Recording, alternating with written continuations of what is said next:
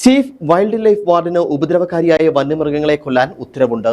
1972 വന നിയമത്തിലെ 11A(b) വ്യവസ്ഥയിൽ ഇക്കാര്യം വ്യക്തമാക്കുന്നുണ്ട്.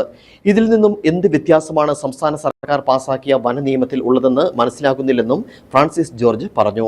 തദ്ദേശ സ്വയംഭരണ തെരഞ്ഞെടുപ്പിന് തൊട്ടുമുന്നേ ഒരു വെളിപാട് പോലെയുള്ള നിയമ ഭേദഗതിയാണ് പാസാക്കിയത് എന്നും ഫ്രാൻസിസ് ജോർജ് വ്യക്തമാക്കി.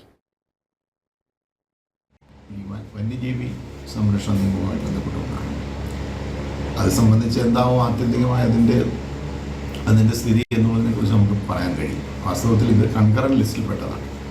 കേന്ദ്ര ഗവൺമെൻറ്റും സംസ്ഥാന ഗവൺമെൻറ്റും അധികാരമുള്ള ഈ നിയമത്തെ സംബന്ധിച്ചിടത്തോളം ഭരണഘടനാപരമായിട്ടുള്ള വ്യവസ്ഥ എന്ന് പറയുന്ന സംസ്ഥാനങ്ങൾ അങ്ങനെയുള്ള കൺകറന്റ് ലിസ്റ്റിൽപ്പെട്ട വിഷയങ്ങളിൽ സംസ്ഥാനം പാസ്സാക്കുന്ന നിയമം ഏതെങ്കിലും തരത്തിൽ കേന്ദ്ര നിയമത്തിന് വിരുദ്ധമായ കേന്ദ്ര നിയമത്തിനായിരിക്കും പ്രാബല്യം എന്നുള്ളതാണ് നിലവിലുള്ള വ്യവസ്ഥ.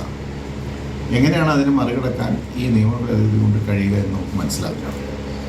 നിലവിൽ ഇപ്പോൾ കൊണ്ടുവന്നിരിക്കുന്ന ഭേദഗതി തന്നെയാണ് വന്യമൃഗങ്ങൾ ആക്രമിച്ചാൽ ആ ആക്രമണം സംബന്ധിച്ച് ചീഫ് വൈൽഡ് ലൈഫ് വാർഡന് ബന്ധപ്പെട്ട റിപ്പോർട്ട് നൽകി ആ മൃഗത്തെ വെടിവെക്കണമോ അതിനെ പിടികൂടണമോ അല്ലെങ്കിൽ അതിനെ പിടിച്ച് കൂട്ടിലാക്കണമോ മറ്റേ എങ്ങോട്ടെങ്കിലും മാറ്റണമോ എന്നുള്ള രീതിയിൽ ചീഫ് വൈൽഡ് ലൈഫ് വാർഡന് തീരുമാനിക്കാം എന്നുള്ളതാണ് ഇപ്പോൾ കൊണ്ടുവന്നിരിക്കുന്നത് വ്യവസ്ഥ.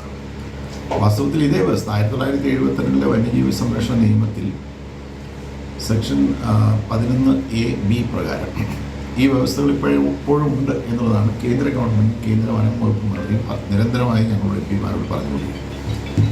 ഓരോ സംസ്ഥാനത്തെയും ചീഫ് വൈൽഡ് ലൈഫ് വാർഡന് അതത് സംസ്ഥാനങ്ങളിൽ ഇങ്ങനെ പ്രശ്നബാധിത മേഖലകളിലെ സാഹചര്യങ്ങൾ വിലയിരുത്തി ഉചിതമായ തീരുമാനമെടുക്കാനുള്ള അധികാരം ഈ വകുപ്പുകൾ നൽകിയിട്ടുണ്ട്. നിലവിലുള്ള നിയമത്തിൽ ഈ വകുപ്പുകളുണ്ട്, അധികാരമുണ്ട്.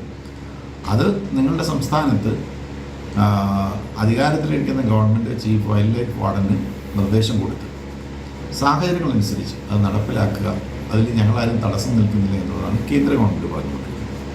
അപ്പോൾ അതിൽ നിന്ന് വ്യത്യസ്തമായി ഇപ്പോൾ എന്ത് മാറ്റമാണ് വരുന്നത് എന്നുള്ളതാണ് നമുക്ക് മനസ്സിലാകുന്നത്.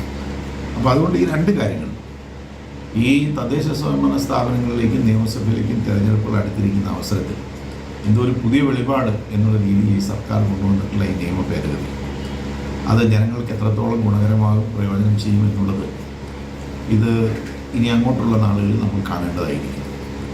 ഇപ്പോഴത്തെ രീതിക്ക് ഇത് മനസ്സിലാക്കാൻ കഴിയുന്നത് ഇതുകൊണ്ട് കാര്യമായ മാറ്റമൊന്നും ഉണ്ടാകും എന്ന് പ്രതീക്ഷിക്കാൻ കഴിയില്ല. വളരെ നിർഭാഗ്യകരമാണ്.